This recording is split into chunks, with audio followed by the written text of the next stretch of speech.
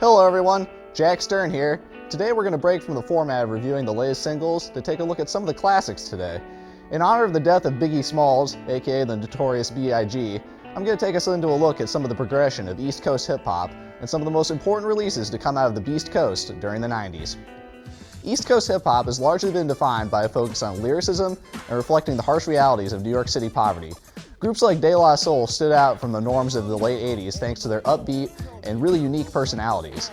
With their debut record 3 Feet High and Rising, De La Soul brought their own brand of playful production as they rapped against the mold of gangster rappers that were emerging from the West Coast scene. Everything down to their mode of dress and their free-spirit attitude clashed with the street attitude of many rappers of the time. Then you have a Tribe Called Quest, who managed to set many of the technical standards that most rappers and producers look for today.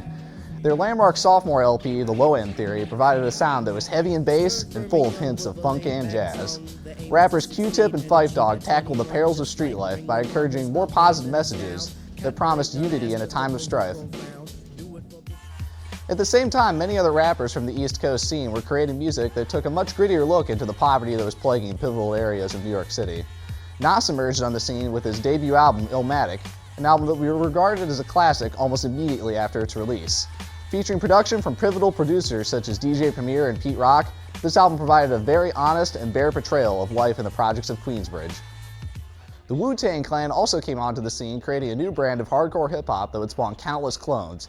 Their debut album, Enter the Wu-Tang 36 Chambers, featured the group looking completely savage in blank ski masks on the cover. The crew bought the ruckus over rough, lo-fi beats and samurai movie samples as they were relentless in their depiction of the crime-ridden New York City streets. However, it was the notorious B.I.G. who emerged as the true king of New York. His music provided a look into the gangster lifestyle that showed the struggles of breaking out of a life of crime that was just as glamorous as it was deadly. After paving the way for commercial success for other iconic New York rappers, Biggie's influence is still felt 20 years after his untimely death.